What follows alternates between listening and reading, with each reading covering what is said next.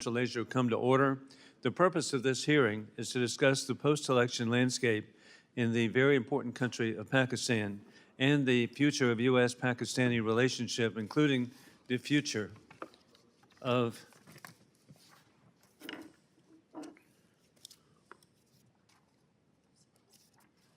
U.S. security assistance to Pakistan and Pakistan's role in the regional dynamics. I will now recognize myself for opening statement, and then recognize Dean Phillips. And we're so grateful to have Dean back. He's been on the traveling around the country, visiting and understanding the American people, and we just appreciate his passion of service. And so, Dean, thank you for coming back. And indeed, Congresswoman Kathy Manning did a really good job as the substitute, and so. We're very fortunate, and indeed, it indicates something that the American people need to know, and that is that Republicans and Democrats can work together. And in fact, on this issue, I'm confident that Republicans and Democrats want what is best for the people of Pakistan. With that in mind, since the catastrophic withdrawal from Afghanistan in 2021, the region has been stuck in a cycle of instability. Now that instability is further exacerbated by the domestic situation within Pakistan. I was born with an appreciation of the people of Pakistan and South Asia. My father served in the Flying Tigers, the 14th Air Force, in World War II. And he actually arrived in Karachi on his way to serve in Kunming, Chengdu, and Xi'an in China during World War II. So he had his beginning service right there in Pakistan. He told me how hardworking the people of South Asia are, and when South Asians began purchasing properties of hotels and motels across the state of South Carolina, I let them know that I knew who they were, I knew their reputation of hard work, and so I had the opportunity to represent people of South Asia as they bought a majority of the hotels and motels, convenience stores across the United States. And they have achieved. South Asians now have a per capita income twice that of the average American. This is just such a tribute to the hardworking talents of the people of South Asia. And then I also had the opportunity to see the military cooperation between the U.S. Marines and the Pakistani military. I had the opportunity to visit a field hospital in Muzaffarabad several years ago after the earthquake. And it was so inspiring to see female doctors working with women who would only go to a female physician. And while I was there, one of the highlights of my service, a young Corporal Salani came running up and said, "Hey, Congressman, I'm here because of you." And I thought, gosh, what did I do wrong to send you to a earthquake-troubled area? Well, he identified himself, Corporal Salani, and he said, "Hey," and I realized, I remembered that our office had expedited his citizenship.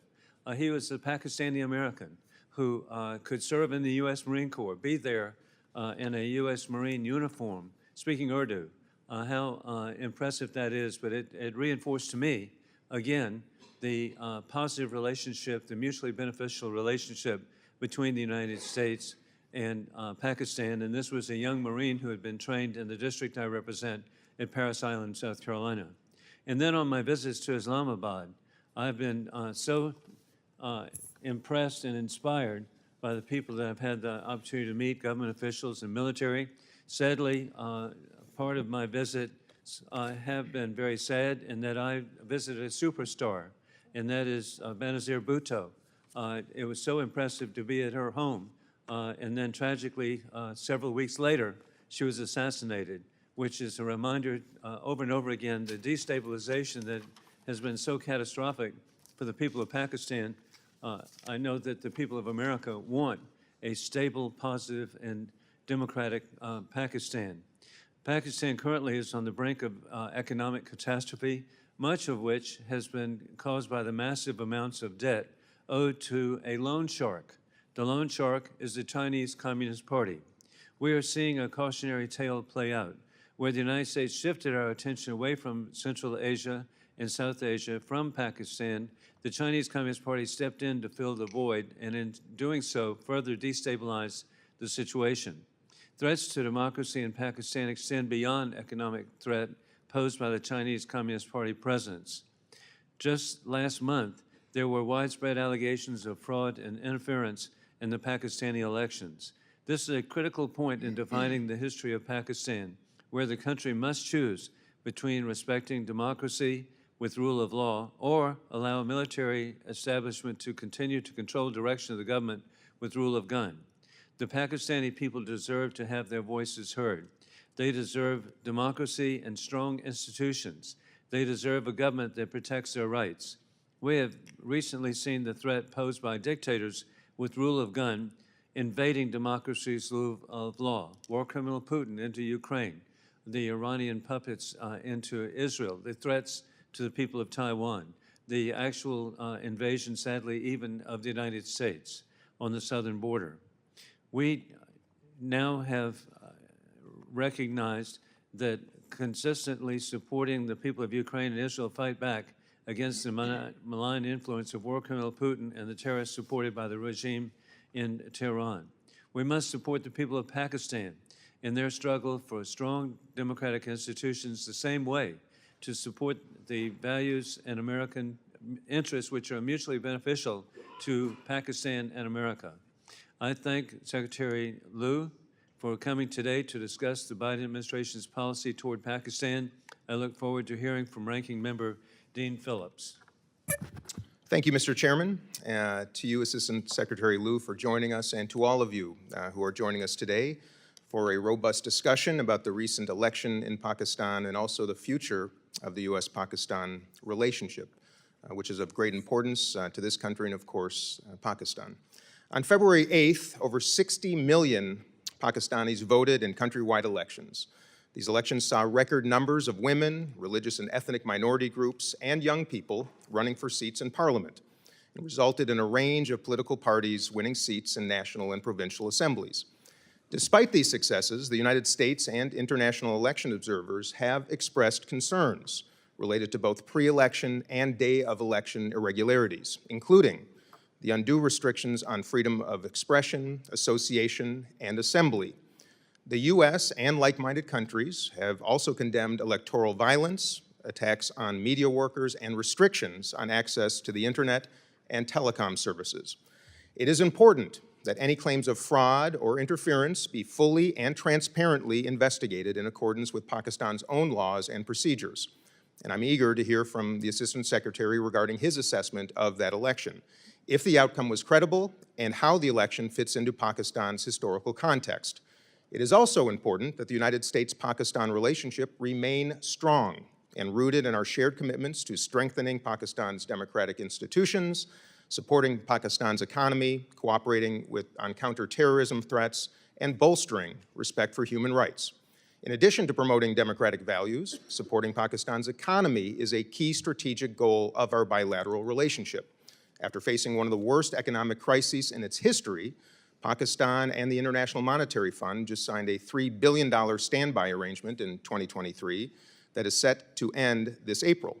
Prior to this agreement, Pakistan's economy was marked by soaring inflation, a sharply depreciating currency, dwindling foreign exchange reserves, and mounting overseas debt.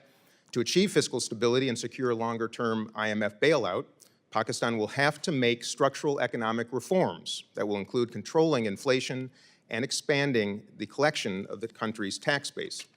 I do hope to hear from Assistant Secretary Liu's perspective on the new coalition government's willingness to work with the IMF and tackle Pakistan's very tough economic challenges in a serious and meaningful way.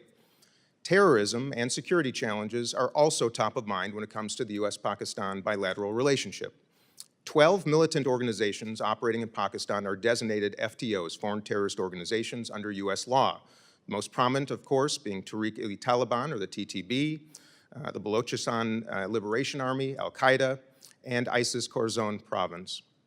The United States has an interest in working with Pakistan to ensure that these organizations are unable to destabilize the region or attack the United States homeland, particularly since the U.S. withdrawal from Afghanistan in August of 2021. Pakistan has faced an increased domestic threat from the TTP. In 2023, TTP-led bombings and gun attacks killed over 1,000 Pakistanis nationwide, half of them security forces, marking the highest number of fatalities in 6 years. And just yesterday, the Pakistani government conducted air raids inside of Afghanistan. It claims targeting TTP hideouts in the country. This comes in direct response to a suicide bombing targeting a Pakistani military checkpoint that killed at least 7 Pakistani soldiers. Beyond the threat of terrorism and Pakistan's approach to Afghanistan, I hope that we will also examine Pakistan's regional relationships with Iran, Russia, and of course China. I'm also deeply disappointed that the former Pakistani government announced that it would expel all unregistered foreigners from the country. Pakistan is home to an estimated 4 million Afghan citizens, and approximately 1.7 million of those are undocumented. This leaves almost 2 million people at risk of being deported back to a country under Taliban control that is facing prolonged economic crisis, that has left 2/3 of the entire population in need, dire need of humanitarian assistance.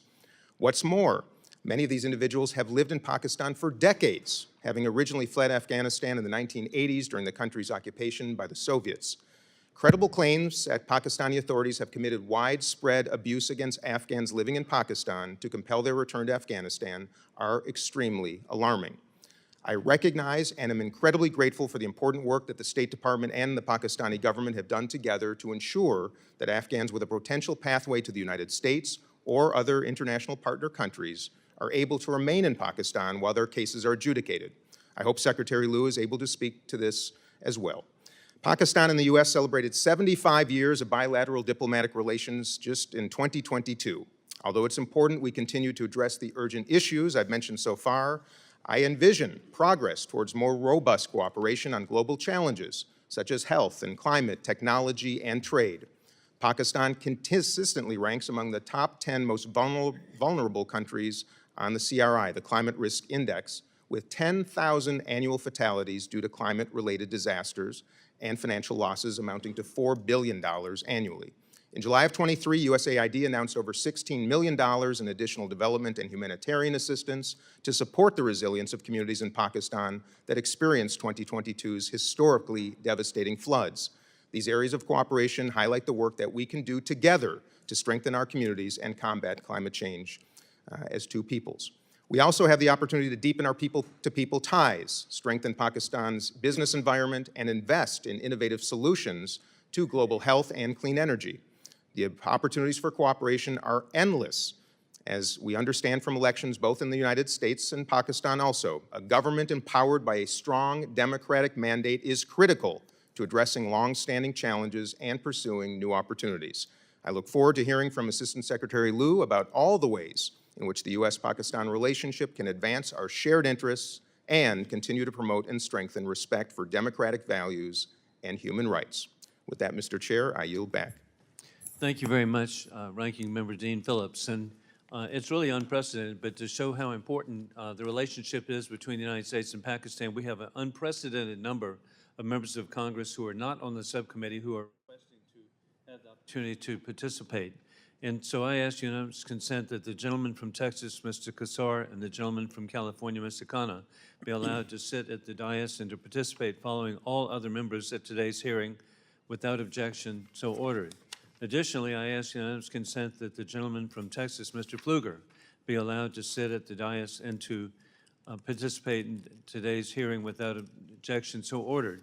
And most unprecedented, to show how important this hearing is and the relationship and appreciation and affection we have for the people of Pakistan, I now will be recognizing the chairman of the full committee, Congressman Mike McCall of Texas, for an opening statement.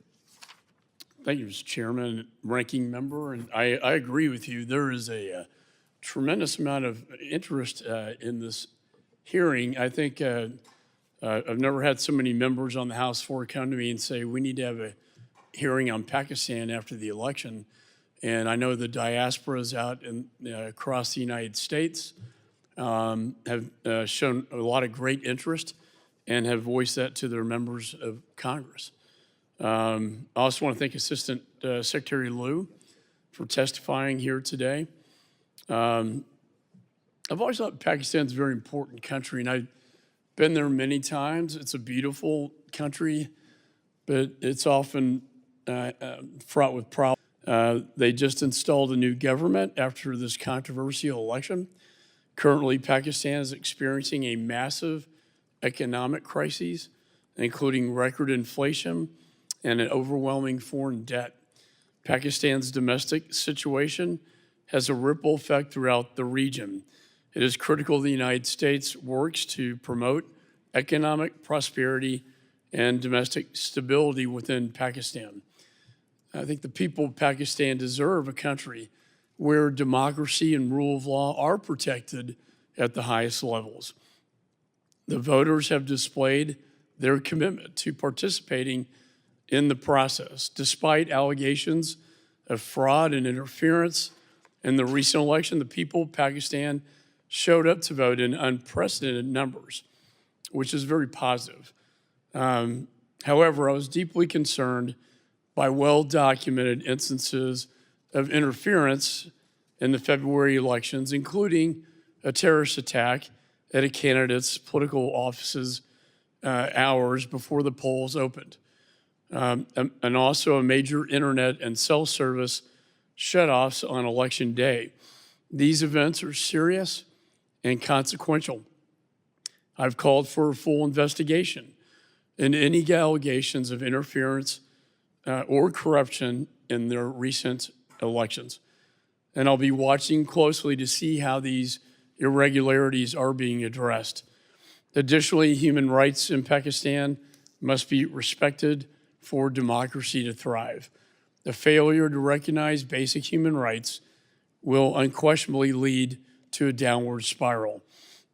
If human rights are ignored, the prospect of a democratic society will evaporate.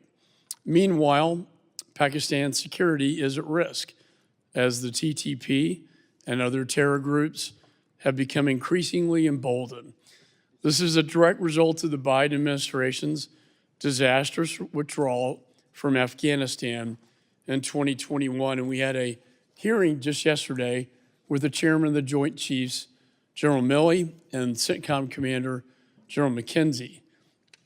That deadly and chaotic withdrawal projected weakness on the world stage, and we see from history that weakness always invites aggression. Our adversaries are now testing our resolve, and when they see weakness, they do exploit it. Pakistan has played an essential role in mitigating the effects of the administration's withdrawal on regional security. It remains vitally important that the United States and Pakistan continue to work together to counter terrorism. While challenges remain ahead, the United States and Pakistan must continue to work together to promote regional stability. We also know that if the United States pulls away from our relationship with Pakistan, the Chinese Communist Party will gain even more influence. And while we seek to help nations thrive, CCP is only interested in a one-way relationship of debt trap diplomacy. And Pakistan, in their ground zero for their Belt and Road Initiative, Pakistan is the CCP's ground zero for China's Belt and Road. So anyway, I look forward to working with my colleagues. It's in our best interest to have a vibrant and healthy Pakistan, one of democracy, economic prosperity, and stability. And I think working together, we can work to make Pakistan a success in its role as a key regional security partner. And so that, again, Mr. Chairman, thank you for holding this hearing. I know there's immense interest in this across the nation and, of course, in Pakistan itself. And with that, I yield back. Thank you very much, Mr. Chairman. And I want to thank you yesterday for the historic hearing that you conducted with General Mark Milley and General Frank McKenzie, revealing clearly that President Biden did not abide by their recommendations, that the withdrawal, the surrender of the appeasement was solely the responsibility of Mr. Biden. With that in mind, we're pleased to have our distinguished witness today, the Honorable Donald Liu, Assistant Secretary for South and Central Asian Affairs at the State Department. Thank you for being here today. Your full statement will be made part of the record, and I'll ask you to keep your spoken remarks to 5 minutes in order to allow time for members to ask questions, and they too will be held to a strict 5 minutes. I now recognize Assistant Secretary Liu for the opening statement. Chairman Wilson, Ranking Member Phillips, Chairman McCall, colleagues. When I was a junior officer in Peshawar, Pakistan 31 years ago, I got to see a Pakistani election up close. I got to see the irregularities in that election, but also the courage of the Pakistani people to come out and vote despite threats of intimidation and threats of violence. If you'll allow me today, I propose to say a few words about where the election on February 8th fell short, where we saw positive elements, and what lies ahead for U.S. policy in Pakistan. The day after the elections, the State Department issued a clear statement. We noted undue restrictions on the freedoms of expression, association, and peaceful assembly. We condemned the electoral violence and restrictions on human rights and fundamental freedoms. We condemned attacks on media workers and restrictions on the access to the internet and telecom services, and we expressed concern about allegations of interference in the electoral process and stated that claims of interference and fraud should be fully investigated. If you'll allow me, I'll drill down a bit deeper into these observations. We were particularly concerned about electoral abuses and violence that happened in the weeks leading up to the polls. First, there were attacks against police, politicians, and political gatherings by terrorist groups. Second, many journalists, particularly female journalists, were harassed and abused by party supporters. And third, several political leaders were disadvantaged by the inability to register specific candidates and political parties. On the day of elections, an internationally respected local election monitoring organization said they were barred from observing vote tabulation in more than half of the constituencies across the country. And despite a high court order not to interrupt internet service on election day, authorities shut down mobile data services, the principal means by which Pakistanis access social media and messaging apps. There were positive elements to this election as well. Despite the threat of violence, over 60 million Pakistanis voted, including over 21 million women. Voters elected 50% more women to parliament than they had in 2018. In addition to a record number of female candidates, there were also a record number of members of religious and minority groups and young people running for seats in their parliament. Pakistani voters had a choice. A range of political parties won seats in the national and provincial assemblies. 3 different political parties now lead Pakistan's 4 provinces. More than 5,000 independent election observers were in the field. Their organization's conclusion was that the conduct of the election was largely competitive and orderly, while noting some irregularities in the compilation of results. Pakistan is an important partner of the U.S. We share a commitment to strengthening Pakistan's democratic institutions, supporting the U.S.-Pakistan Green Alliance framework, cooperating to counter terrorist threats from groups like Al-Qaeda and ISIS, and bolstering respect for human rights, including the right of religious freedom. Most importantly, the United States plays a critical role in promoting economic stability in Pakistan.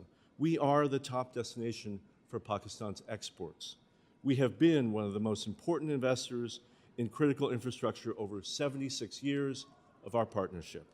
For example, the U.S. government is refurbishing now the Mangala and Tarbela dams, which provide electricity to tens of millions of Pakistanis.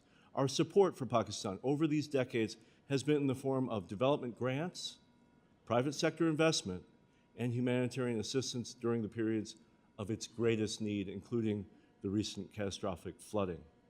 Unfortunately, Pakistan is facing a mounting debt challenge after the past decade of elevated borrowing, including from the PRC. This year, nearly 70% of the federal government's revenue is expected to go to payments to service this massive debt. Pakistan needs economic reforms, and it needs private sector-led investment that will deliver economic growth for the Pakistani people and not dig their government deeper into debt. Finally, Pakistani people deserve a country that is peaceful, that is democratic, and that is prosperous. We are working every day to support that vision. I thank the subcommittee for its leadership on developing our relations with Pakistan, and I pledge to work with its members as we execute our policy. Thank you, Mr. Secretary. You were precisely on time.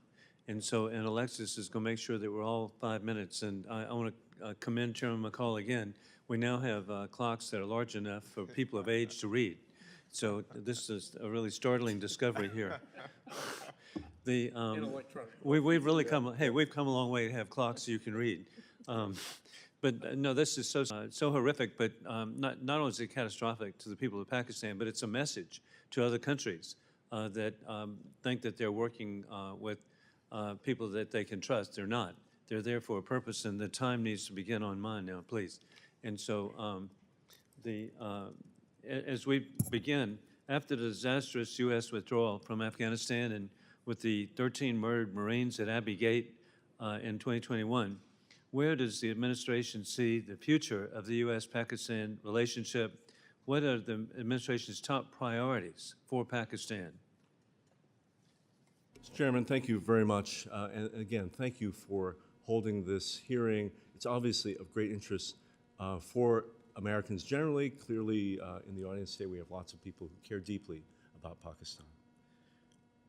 We are at an inflection point in our relationship with Pakistan. As you suggest, Afghanistan has been in conflict for 40 years, and Pakistan has been a country that has been caught up in that conflict. The end of the war in Afghanistan provides us all an opportunity to have a relationship with Pakistan on its own terms, and we are committed to doing that. One of the major goals that we have with Pakistan now is to support the Pakistani people as they face this terrible threat of terrorism. Many of the members have discussed this, but this is a country where the people have suffered under the threat of terrorism in a way that I think no one on the planet has had to suffer. The attacks, particularly in the provinces of Khyber Pakhtunkhwa and Baluchistan, over the past 3 years have grown exponentially. We continue to see attacks being launched from Afghan territory. And you saw a major attack on Saturday in which 7 policemen were killed by the TTP, the Pakistani Taliban. And we call on the Afghan Taliban to ensure that its territory is not used as a launching pad for terrorist groups. Second, we're very focused on economic stability for Pakistan. For Pakistan to deal with its social, terrorism, and political issues, it needs a functioning economy. And we want private sector-led growth there. Growth that benefits the Pakistani people, not growth which fuels profits by lender countries like the PRC. And lastly, we have a long partnership, people to people, with Pakistan. We want to see that grow. We want to see business-to-business relations improve. We want to see the ease of Pakistani Americans to travel to Pakistan and Pakistanis to travel to the United States. Those ties are critical. I have 2 children in university right now. We have many, many Pakistani friends as they've grown up, but also in university. We want to see those numbers expand. Thank you. And indeed, I'm glad the Pakistani American diaspora is so important, and they've been so successful as entrepreneurs here in our country, and we want them to send a message back of how free market capitalism has such a positive consequence for the people of Pakistan. Mr. Secretary, there have been unsubstantiated allegations that the U.S. government has conspired to remove Prime Minister Imran Khan from power. What is your assessment of these untrue speculations? Mr. Chairman, I want to be very clear on this point. These allegations, this conspiracy theory is a lie. It is a complete falsehood. I have reviewed the press reporting related to this, what's called the cipher in Pakistan, the alleged leaked diplomatic cable from the embassy here. It is not accurate. It At no point, does it accuse the United States government or me personally of taking steps against Imran Khan. And thirdly, the other person in the meeting, the then ambassador of Pakistan to the United States, has testified to his own government that there was no conspiracy. We respect the sovereignty of Pakistan. We respect the principle that Pakistani people should be the only ones choosing their own leaders through a democratic process. Mr. Chairman, we are grateful that you are holding this hearing today for us to talk about that process. Thank you. And hey, your response is so good because it's so clear that you're correct, and we appreciate so much your clarity on the issue. And good people, indeed, you make a difference. So God bless you. Thank you. And with that, I now recognize the ranking member, Dean Phillips.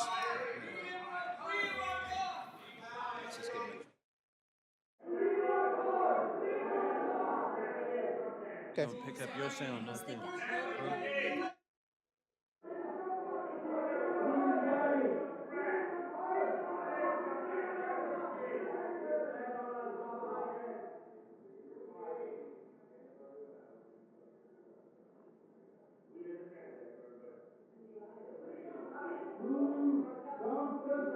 The chair notes a disturbance of the committee proceedings. The room will be in order. And we now proceed with Congressman Dean Phillips. Thank you, Mr. Chairman. Secretary Liu, I appreciate your observations on the recent election, both the positive elements and also the challenges. In the State Department's post-election statement, the indication was the United States is going to work with the next Pakistani government regardless of the party. I just want to clarify that that has always been the case, correct? Yes, sir. And the department has also expressed concerns about human rights and democracy in Pakistan where appropriate, but has never taken a position on who should lead an elected government in Pakistan. Is that correct? That is correct.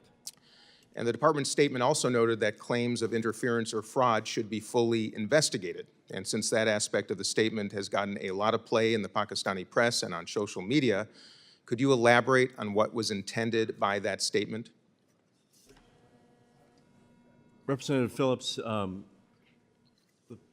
Pakistani people, through their constitution, have created a system by which the Election Commission of Pakistan hears the complaints of Pakistani people, of candidates and political parties to render judgments about election irregularities. We, as a partner of Pakistan, have called for that to be done transparently and fully, and for those found responsible for irregularities to be held accountable. We can see a process whereby that's happening. The Election Commission of Pakistan has formed a high-level committee which is now sifting through thousands of petitions from people across Pakistan who have complained about the very same things that we have noted in our statement. We will be monitoring that process very closely. We will be encouraging the government and the Election Commission to make sure that that is a fully transparent process with the Pakistani public. Do not recognize this. Mr. Liu, Mr. Liu, if you just might move your microphone just a little close. It's a little hard for some of us to hear too. Thank you. This is not Pakistan-related per se, but it is your area of responsibility. So I want to ask also about India. I know the administration is looking at accountability for the alarming allegations that a government of India official was connected to a murder for hire plot targeting a Sikh American here on American soil in New York City. The administration, of course, recently placed sanctions on more than 500 individuals relating to the killing of Alexei Navalny in Russia on Russian soil. So my question is, are any similar sanctions on or travel bans being considered for those who we believe may be responsible for the attempted murder of Mr. Pannan? Thank you, Representative Phillips. This is a serious issue between the United States and India. The Department of Justice has alleged that an Indian citizen, at the behest of someone working in the Indian government, has attempted to kill an American citizen on American soil. We take this in the administration incredibly seriously and have raised it at the highest levels with India. We are, at the moment, working with India to encourage India to hold accountable those responsible for this, this terrible crime. What we can see is that India itself has announced that they have created a committee of inquiry to look into this matter, and we ask them to work quickly and transparently to make sure justice is done. Thank you. With the remainder of my time, I'd like to talk about economic issues. If you could give an assessment of the current economic situation in Pakistan. Of course, a growing economy is good for stability. It's good for this partnership and trade. I know it's still early, but if you could provide an assessment of how you see things right now, I'd appreciate it. No, not only is it really important for the Pakistani people that they have economic stability and economic growth, it's important for America. We have lots of investments in Pakistan. There are lots of franchises and American businesses working throughout Pakistan. Their success is our success. One of the issues I think that we face with the Pakistani economy is a real difficulty to invest and to trade there. We are calling on Pakistan to reform many of the ways it does business with foreign partners, and in doing that, they will attract American investment, but they'll also attract investment from the Pakistani private sector. Pakistani investors are smart. They want to work in a place where they can make money. And so some of the things that we're calling for are reform of the regulations that will allow repatriation of profits out of the country, cutting down on bureaucratic red tape, and more predictable regulations. If Pakistan is willing to do that, I think you'll see large numbers of American investors flocking to Pakistan.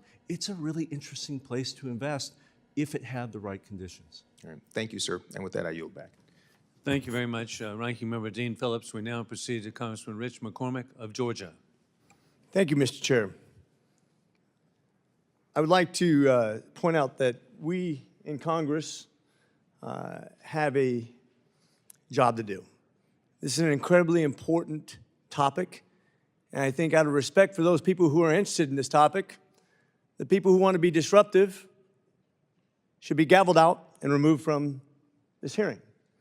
I think anybody who's earned this place, whether you be in Congress or be a military member or be somebody from Pakistan or be somebody who's interested in this topic, should be respected, and those people who break the rules should be removed from and not be allowed back in future, because this continues to waste our time. And with that, I'm going to move, with your permission, Chair, to have these people removed before I continue.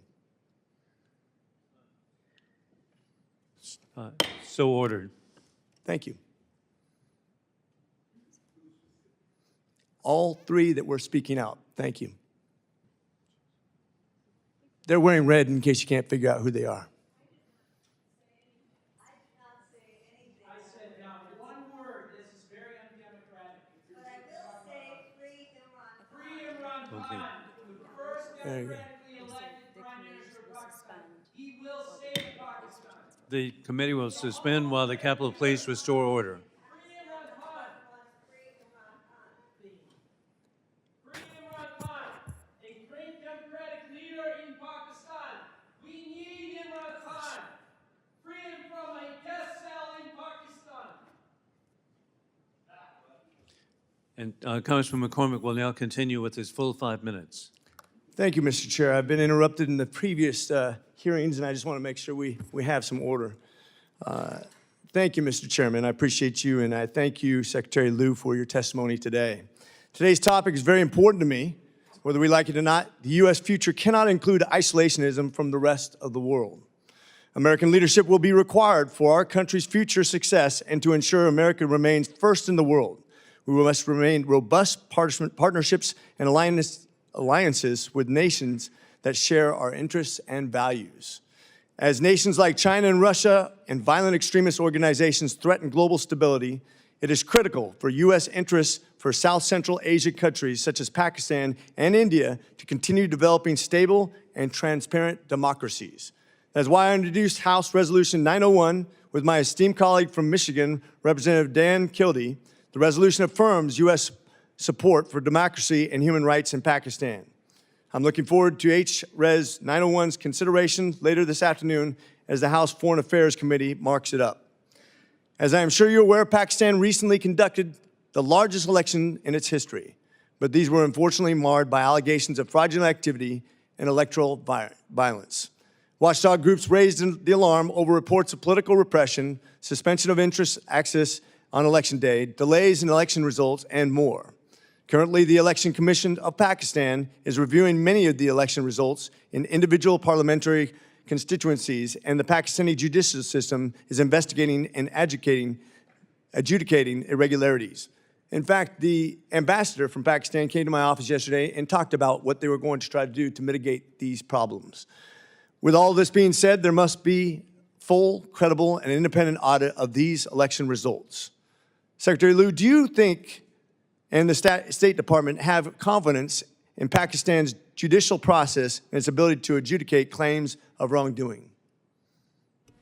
Thank you, Representative McCormick. If I might, just before I answer that question, just say a word about protests. We have just tremendous respect for the Pakistani American community.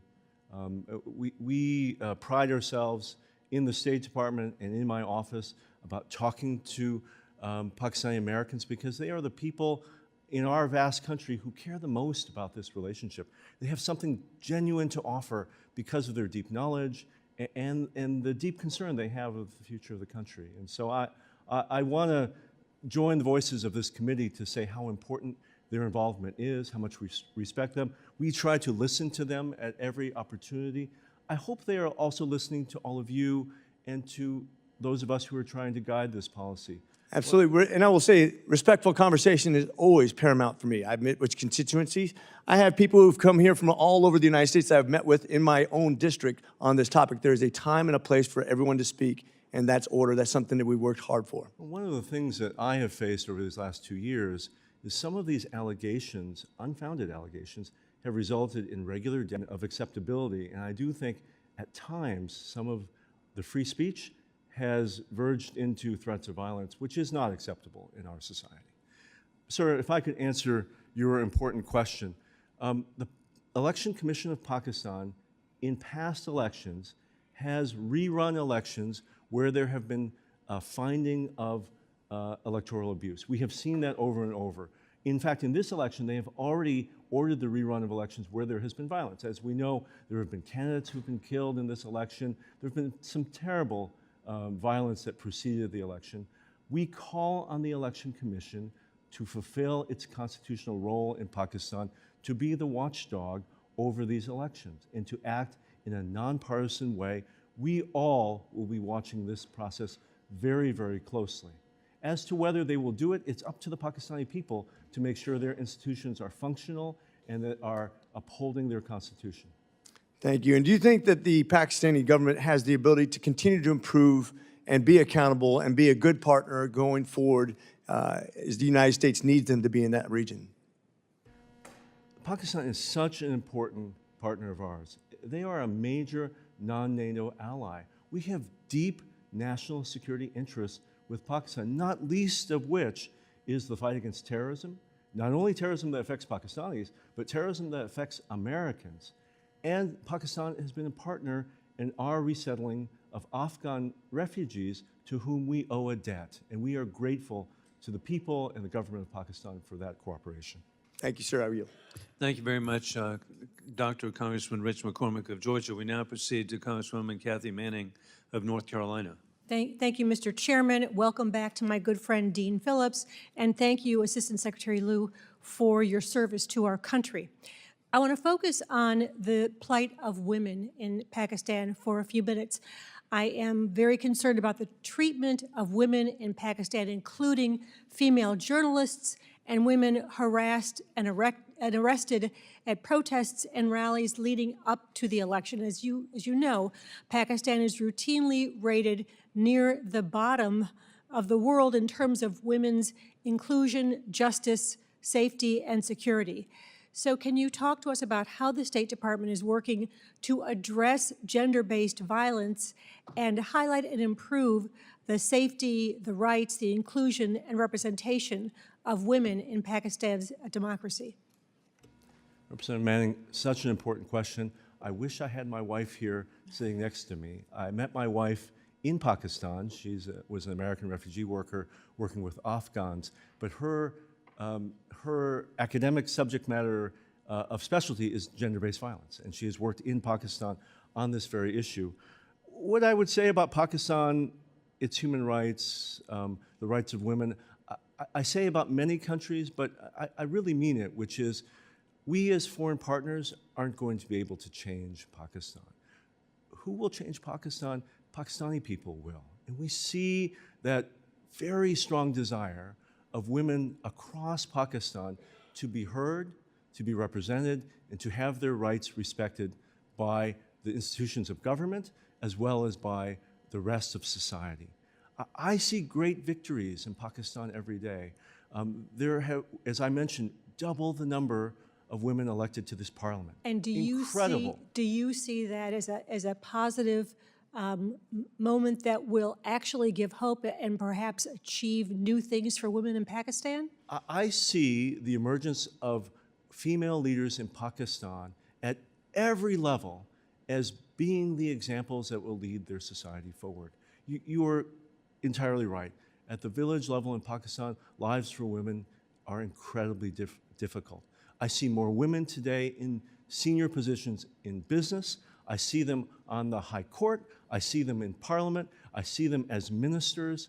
Honestly, some days Pakistanis are doing better than Americans on some of these questions. It is a struggle for all of us, but I do credit the very brave women and young girls who are leading this path in Pakistan. And I think as foreign partners, we need to put our resources, our public statements, and our activism behind Pakistani female leaders. And can you give us some idea of the percentage of participation of Pakistani women in the economy?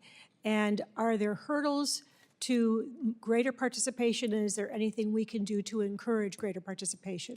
Well, one of the real issues for every business in Pakistan, but particularly for women-owned businesses, is access to financing.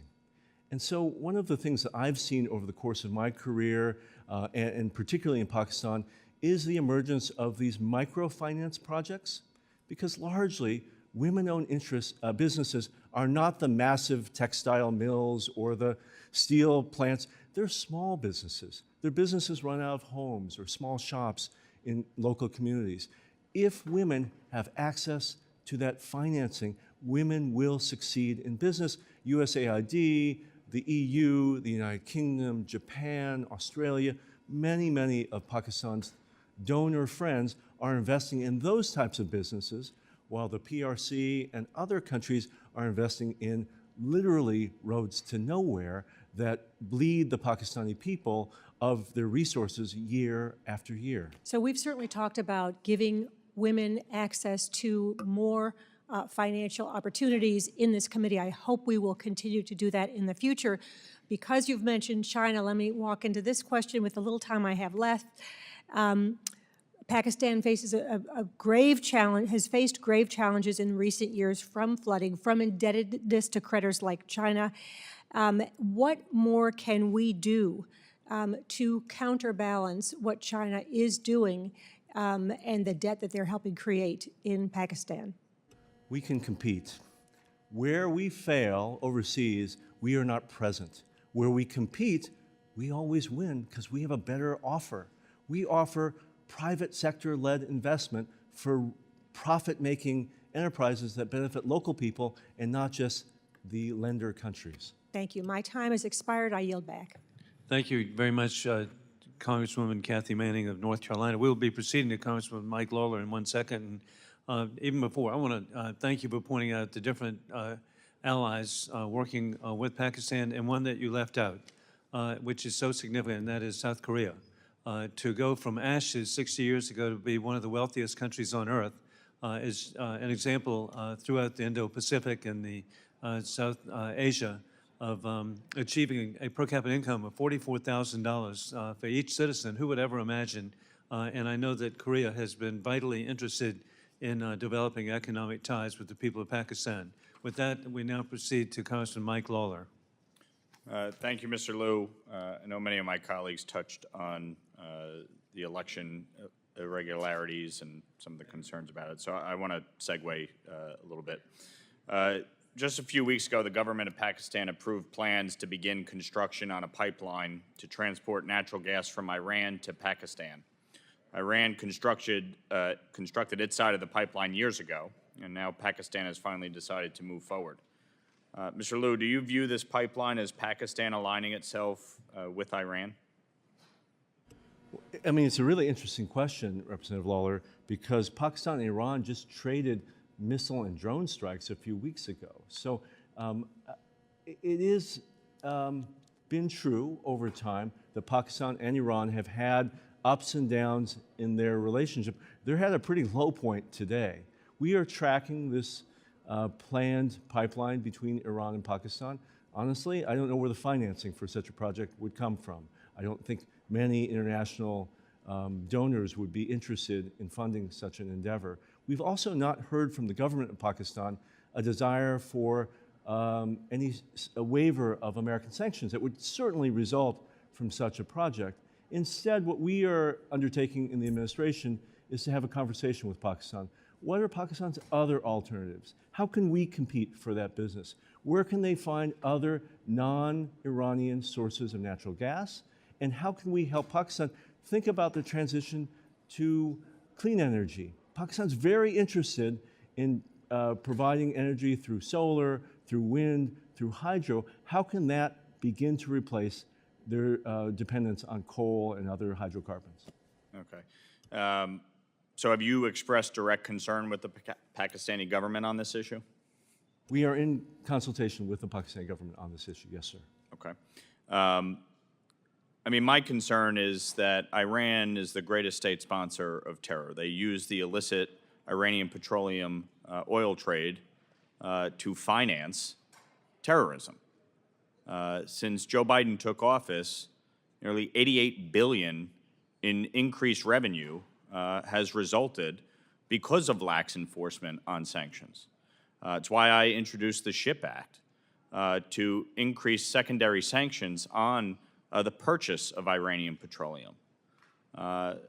It passed through the House overwhelmingly with bipartisan support and has since stalled in the Senate because the White House doesn't want it. So from my vantage point, when we talk about other alternatives that Pakistan may be able to engage on, why don't we start by cracking down on the illicit oil trade? Why is the administration taking a very lax approach to cracking down on Iranian petroleum? Sir, the administration will uphold both the letter and the spirit of all sanction laws, particularly those related to Iran. You think an increase of $88 billion in revenue is upholding the letter and spirit of the law? Sir, I am not an expert in Iranian energy exports, but what I know as a person who has a car that's fueled by gasoline is all of us have paid for higher gasoline after Putin's full-scale invasion of Ukraine. And well, that's also a result in this country of us limiting production of oil and natural gas in this country.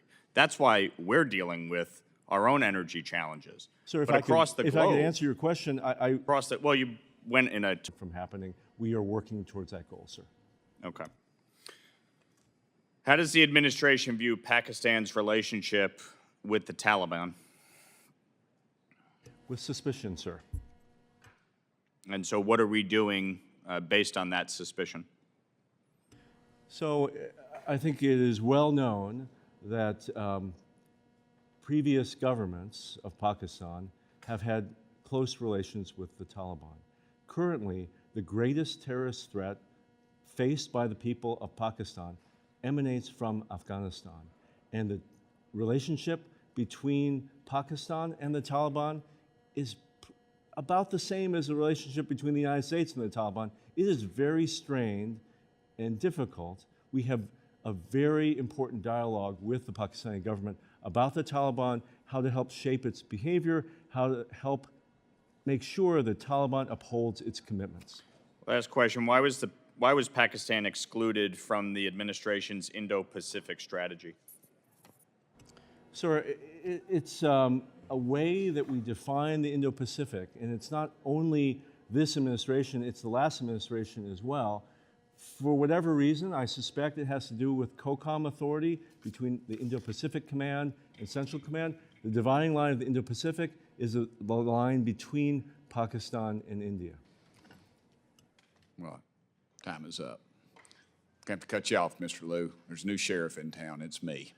I recognize the sheriff's authority. Brad Sherman from California, you're recognized, sir. We have substantial leverage in Pakistan in two ways. First, the IMF, where we have a loud voice and we should use it more often.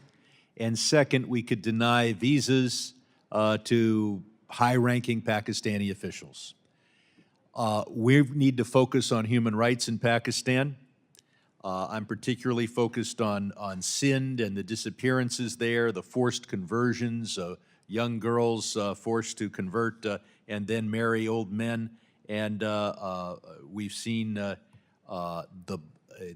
throughout Pakistan a blasphemy law that allows a person to complain, and all of a sudden someone who's not Muslim usually is subject to detention and even execution. But the greatest problem is Dr. Afridi. That is something we discussed in this room last decade again and again. He's in jail for 14 years. We released Victor About to get an American back. And the message to everyone in the world, and this is a national security risk, is don't cooperate with the CIA. Because if you're an American national, we'll move heaven and earth to get you out. But if you're the one foreign national who did the most for America of anyone this century, you will rot in jail. The Pakistanis have said that they will do a Siddiqui for Afridi trade. Ms. Siddiqui didn't kill any Americans, tried to, ought to be in jail, is now perhaps incapacitated anyway. Will we trade Siddiqui for Afridi? And if not, will we ban from entry into this country those who are holding her hostage, Dr. Afridi hostage? Or do we just turn our back on any foreign national? The man who is responsible for getting bin Laden is in a Pakistani jail. Mr. Representative Secretary? Sherman, I first want to thank you personally, but also thank this committee and the Congress. Sir, I have for one, its I will yield 10 advocacy. seconds to say Siddiqui for Afridi, yes or no?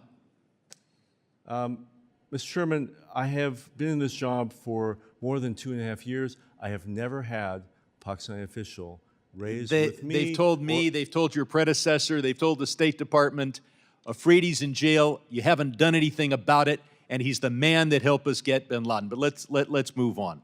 Sir, if I I've got could just... Sir, I only get 5 minutes. Go ahead. We have the exit control list where hundreds of American citizens are prohibited from leaving Pakistan. Will we treat them the same way we deal with everyone else who's wrongfully detained in Russia and elsewhere? What are we doing to get American citizens who have not been even charged with a crime out of Pakistan if they want to leave? Representative Sherman, we work every day on behalf of American citizens in Pakistan. As you note, there are some laws that have put undue restrictions on Americans. We have had a very positive But hundreds are still there, and the IMF loan goes forward, and we allow the top generals in Pakistan to visit the United States when American citizens can't leave Pakistan and come to the United States.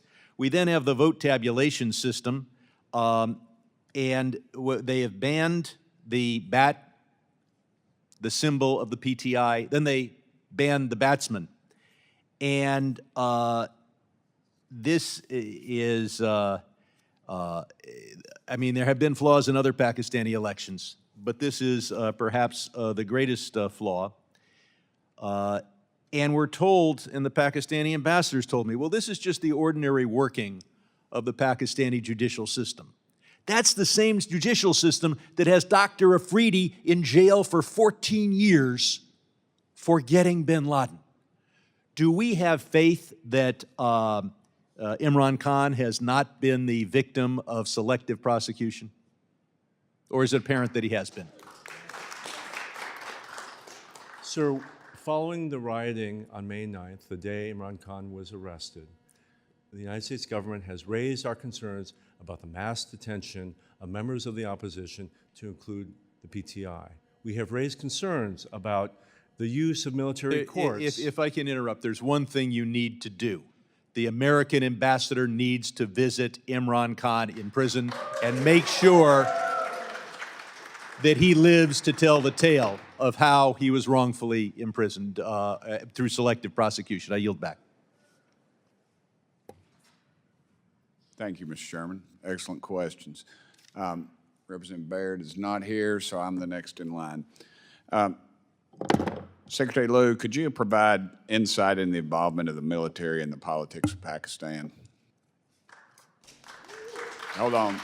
Y'all don't need to clap for me. I'm good. I'm good. We're good. Thank y'all. Go ahead, brother. The Pakistani military is the 6th largest military in the world, the largest of any majority Muslim country. The U.S. military has historically had very close relations with the Pakistani military. Our generals and their generals have trained together decade after decade. It is an important part of Pakistani culture. I have lived in Pakistan. I have seen that for myself.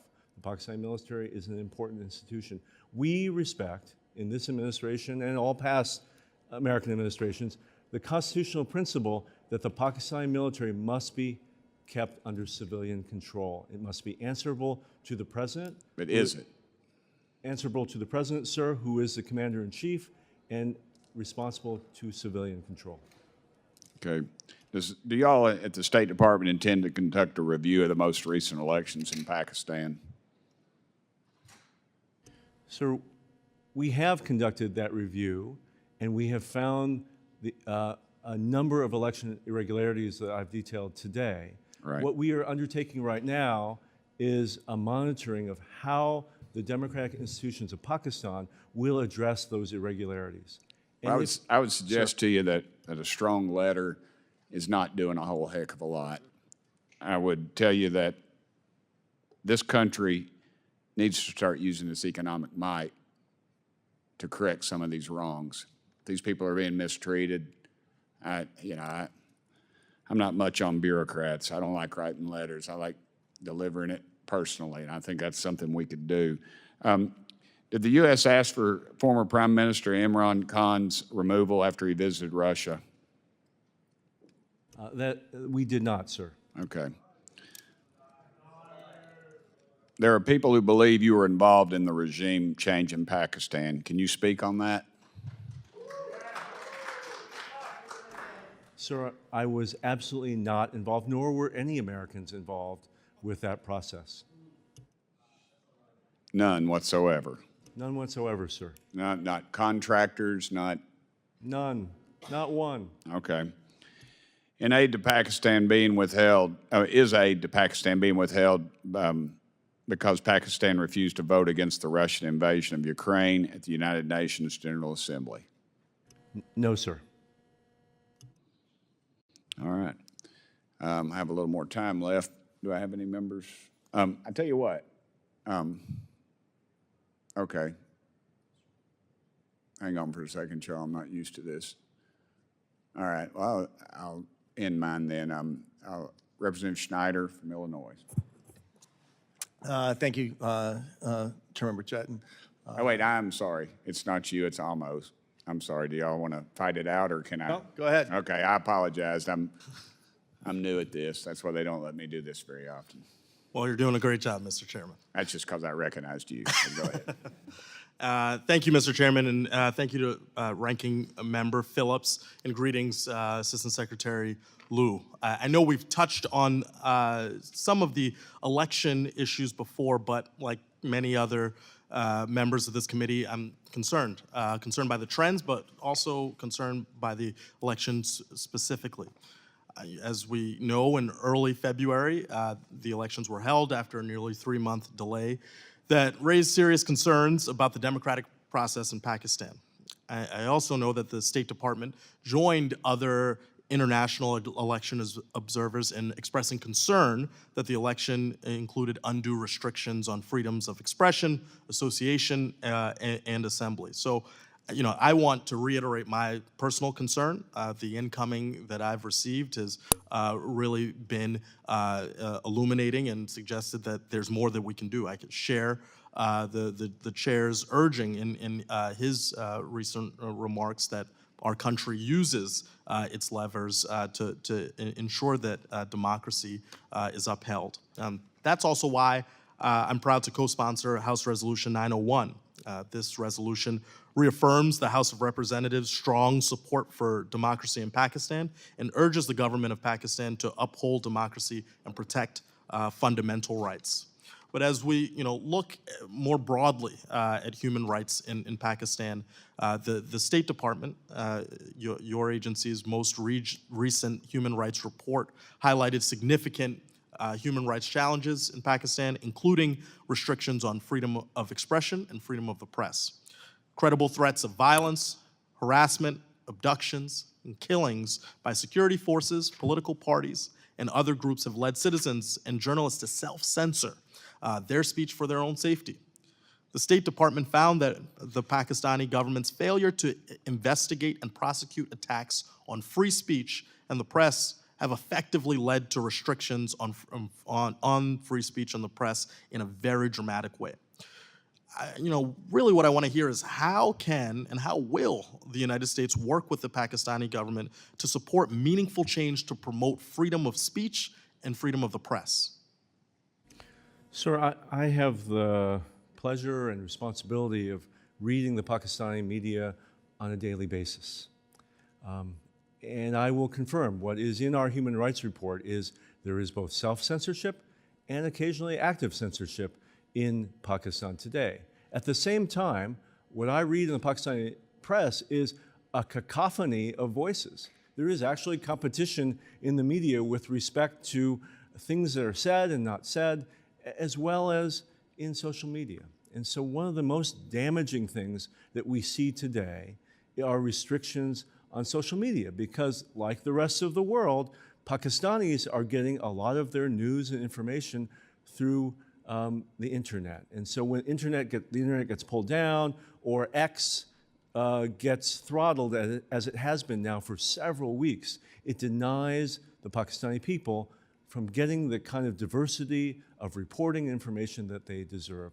We are talking to the Pakistani government at the highest level about these issues. We're also working year after year in the trenches with Pakistani civil society to help to train journalists about fact-checking, about responsible sourcing of their information, about journalistic standards. And what I can also see is, while there is censorship, both self and active, we can also see the development of some truly excellent journalism coming out of Pakistan and some very brave journalists who defy these censors and still produce things that call into question the government or the military or the Americans or any number of other institutions of authority. If I may, Sir. What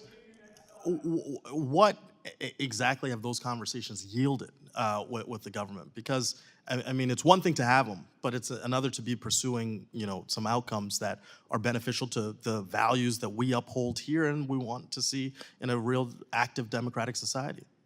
I do think it's important for both the administration and the Congress to say loud and clear that we are watching what happens in Pakistan. We're watching closely its human rights record, what it does with respect to religious freedom, and what it's doing on free speech.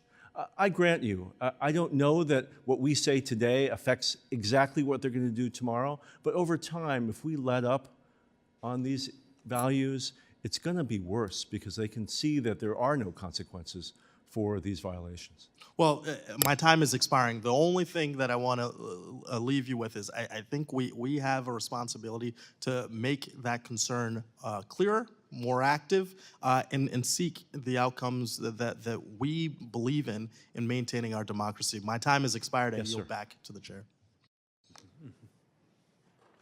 Thank you very much. And we now proceed to Congressman Brad Schneider of Illinois. And of course, it's really easy to get confused between Gabe Amo and Brad Schneider.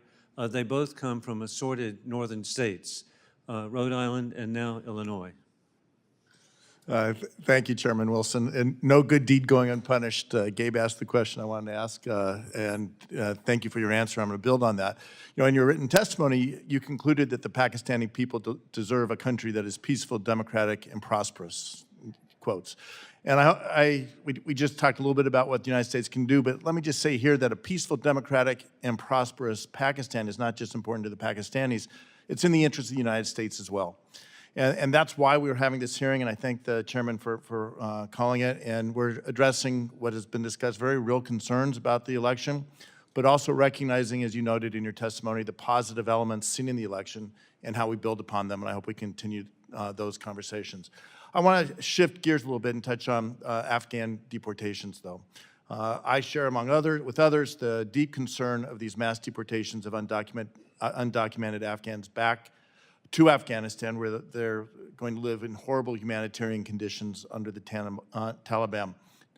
Human Rights Watch claims that Pakistani authorities have committed widespread abuses against Afghans living in Pakistan to compel their return to Afghanistan, including by confiscating property, destroying documents, and physically abusing individuals. Has U.S. raised these concerns with the government at all, and how is the U.S. working with the international community to push back against this policy? Thank you, sir. We have had discussions with the Pakistani government at the highest levels about these deportations. As you know, as has been well documented, over 500,000 Afghans have returned to Afghanistan following this effort by the Pakistani government to remove illegal foreigners.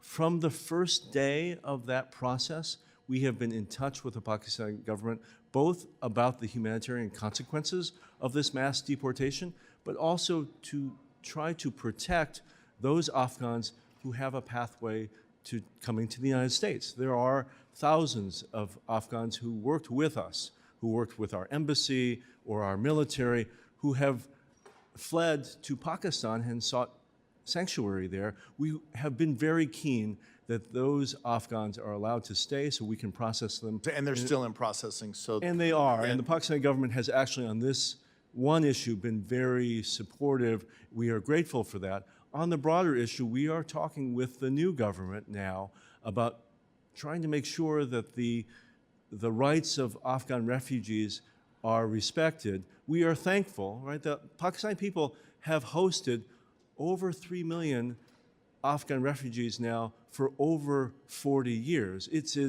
historic in proportion.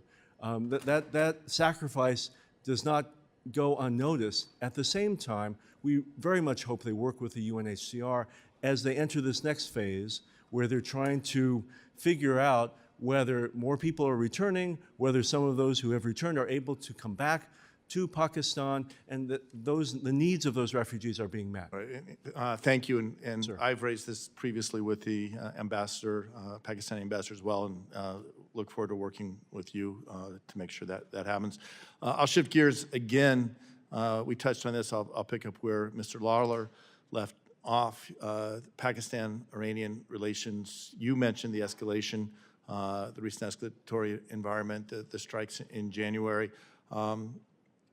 Where do you see that moving? Do you think the strikes were one-off occurrences or something that could continue to escalate in the future?